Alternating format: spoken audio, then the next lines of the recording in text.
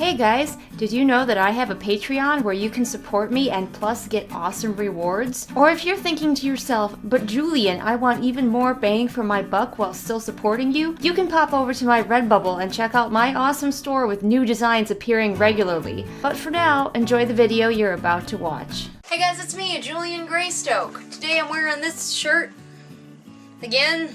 Today I'm here with another writing video. This was a suggestion from someone.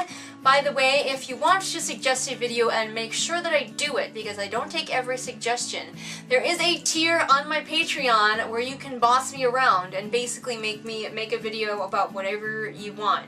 So if that interests you, go check that out. But today I was interested by this person's request, so we are going to talk about character backstories. So, you have either written or have an idea for a character's backstory. What now? Character backstories are super important. They're super helpful for informing a character and who they are. Because obviously, unless the character is like a newborn baby, they've got some kind of past before they came into your story. And that past has obviously formed them as the person that they are now. This video might be a little bit random. I just kind of wrote down some notes. I hope that they're helpful. They're just things that I think about when I'm thinking about including a character's backstory in my story. The most common backstory that we think of is, of course, the tragic backstory. How many characters have tragic backstories? Wow. And let me tell you, there is a limit. There is a limit, a threshold that people will reach with a tragic backstory. So if you're writing a character and you're thinking of including a tragic backstory, think about some variables. For one thing, it's very cliche. You want your character to have dead parents, well, so does every character. So go in knowing that it's going to be super cliche.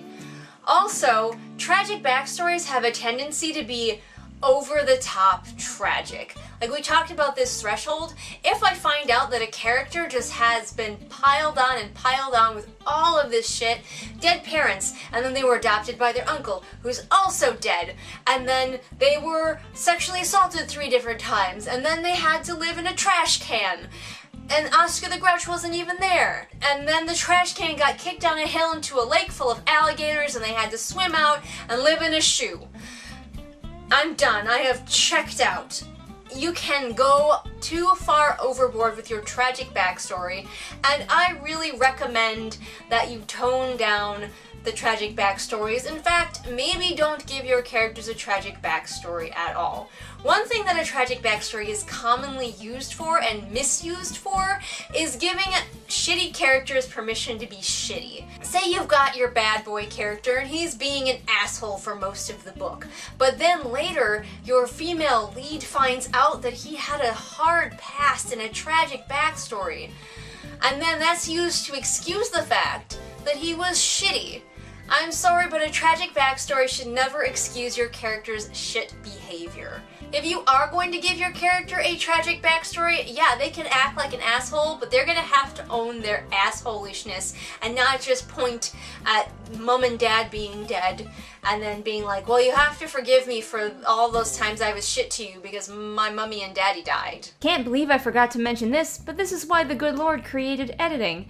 Another way that people often use tragic backstories is as a cheat to sort of bond you with their protagonist as quickly as possible because they don't want to write a complex protagonist. A lot of times you will see it with less skilled authors who are like, you like my protagonist, right? They had a shitty life before. You feel sorry for them, so you like them.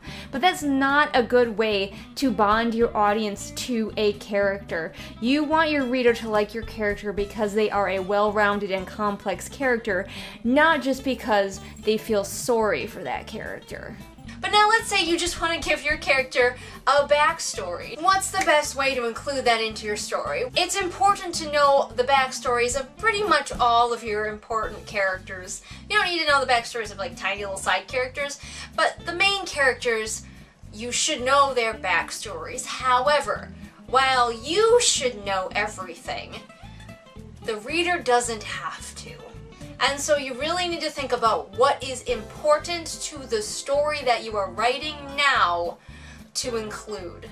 Because if you find yourself just including all this stuff about your character's backstory because you think it was cool, go write a prequel book about that character and its backstory. You don't need to include it all in the book that you are currently writing. The other thing you want to do is to avoid the info dump. While it can be nice, and I do enjoy a good breakfast club moment, as I call them, where all of your characters sit around and share a little bit about themselves and get to know each other better, you don't want to make it too dumpy. You don't just want to have it be characters spilling their entire backstories to each other all in one fell swoop. Spread it out. Weave it in. And like I said, if it's not important to the story or the character, does that make sense? If it's not important, if your story could go on without it, if your character could be understood without it, leave it out. But don't be afraid to withhold things until later when your character can reveal them, or they could even lie about their backstory. Like I said though, the main key is that you know almost all the details that you can about your character's backstory, but you don't include them unless they're important. There you go, that was my video about including backstories in your story. If you have any questions or need me to elaborate, comment below and let me know. I hope this was helpful and what the suggester was looking for. And like I said, if you want to boss me around, there is a tier on my Patreon.